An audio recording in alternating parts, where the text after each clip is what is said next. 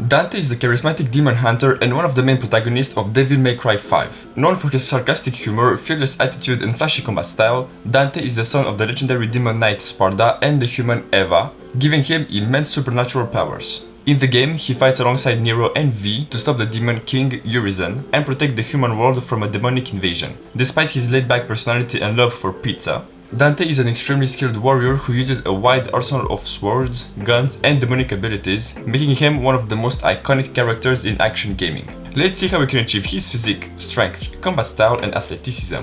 First of all, his physique and strength. In Devil May Cry 5, I didn't find anything related to his physique, but I'll say that his physique is kinda good actually. We can see it from his clothes that seem to depict a somewhat large upper body and an okay lower body. I mean, his physique isn't really the most important part, clearly. Something that is important is his strength. Honestly, I was left speechless when he started fighting with his bike.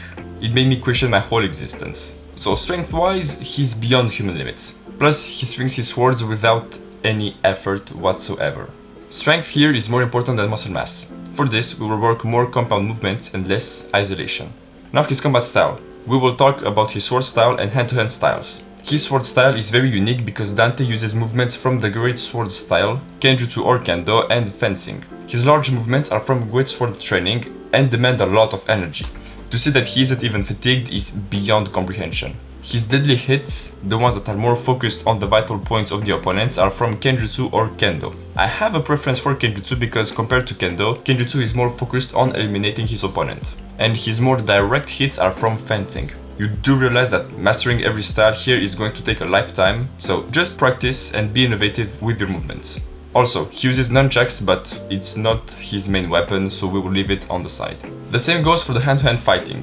He uses two primary styles, Wing Chun and Taekwondo. His feats are more direct and incredibly fast, a characteristic more often assigned to Wing Chun, even though a jab from boxing is also good. You can honestly train boxing and just jab till your arm fall off. It works too. His legs are more Taekwondo oriented, even though he's very acrobatic, something we can find in Capoeira for example. Just keep in mind that for the hand-to-hand fighting you have to be fast and precise with a touch of acrobatics. And finally, athleticism. To make it simple once again, Dante is beyond human limits.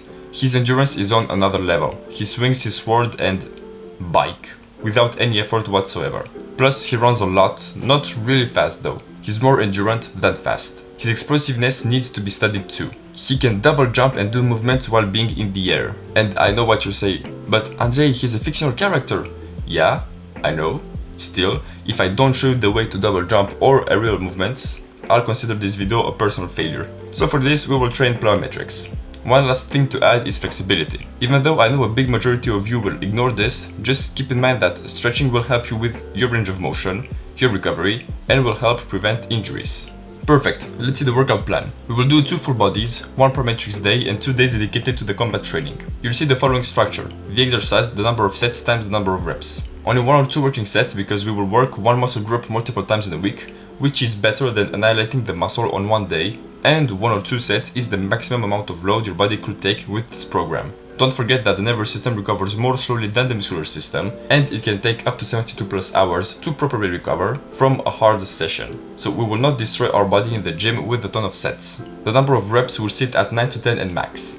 The 9 to 10 rep range will be the best suited for hypertrophy. You'll get the strength needed for progressive overload. The remaining strength you'll need will directly come from the sword training and hand-to-hand fighting. And the max is for maximum amount of reps or maximum amount of seconds. Also, no more than 3 days at the gym, because with the combat training you'll be doing 4 full bodies and 1 plyometrics day, which is a lot.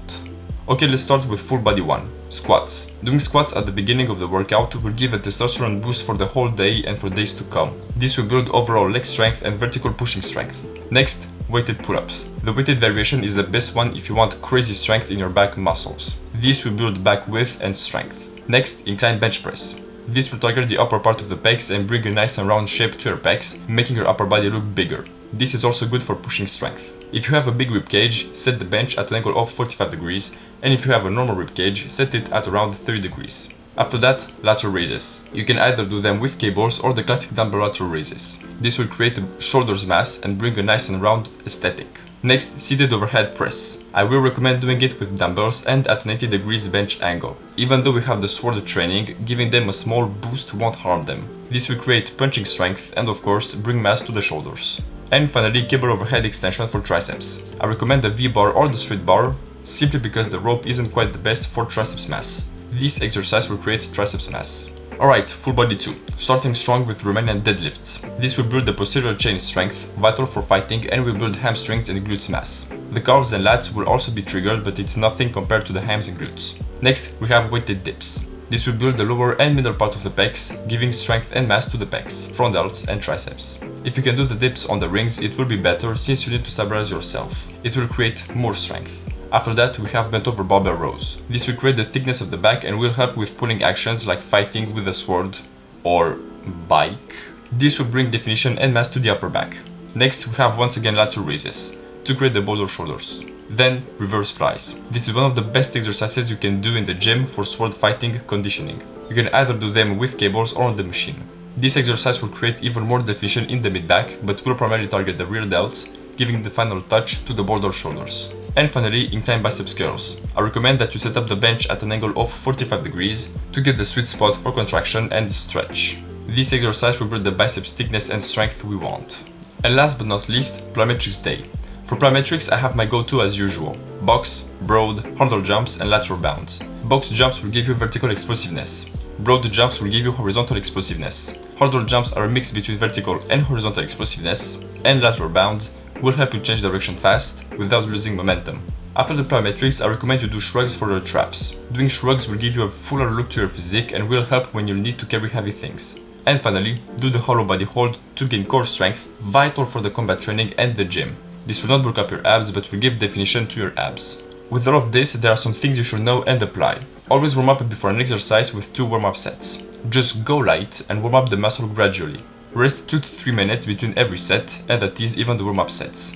Always have a proper execution and don't ego lift. You'll damage your muscles more than anything else. On every workout day, in the morning, do 30 minutes of light cardio for endurance. Just get your heart rate moving and steady. Stretch on every rest day for 20 minutes. Once again, this is vital when you work out a lot. And another thing that is vital is rest. So please keep the rest days. Do not add any workout or more combat training. Don't even add cardio. Just chill and stretch. You need to understand that with 2 combat training days, 3 days at the gym and morning cardio, your nervous system will fry if you don't let it rest. So give yourself enough sleep, enough rest, and don't smoke or drink alcohol. Indeed, alcohol and smoking are harmful for you as an athlete and will damage your recovery and overall body. And last but not least, try to give at least 1 day off between the workout days. Training for combat the day after or before a gym session will be hard on your nervous system, but it's still okay compared to 2 days back to back to the gym. So in a week, you have to manage 3 workouts and cardio and 2 combat training days. With all of this, you'll need some serious nutrition. You need to know your BMR and TDEE, and based on this, you need to figure out if you need to be on a bulk, cut or maintenance. So here I'll say be around 13% body fat. If you are way above 13% body fat, be on a cut. If you are way under 13% body fat, be on a surplus. And if you are around 13% body fat, be on a maintenance or slight surplus to equilibrate with the mass gained. The carbs intake and fat intake depends a lot if you are on a cut, bulk or maintenance. But for the protein intake, try being around your body weight in pounds. So if you are at 170 pounds, have around 170 grams of protein daily. Once again, this is general advice, but if you want, I made 2 videos that talk about nutrition. The first one talks about the basics of nutrition, macronutrients and micronutrients. And the second one talks about the gut-brain axis, the link between the brain and the gastrointestinal tract. If you want to learn more things about your muscular system, check out my video on the subject. And of course, I made other physique videos, so make sure to check them out and enjoy. Ladies and gentlemen, that was everything I had to say. If you enjoyed, let me know it in the comments. If you want to see another physique on here, let me know it in the comments too. And once again, I still have like 20 more physiques to cover, so if you don't see your physique, please be patient. And we will meet next time for some other video. And like always, take care.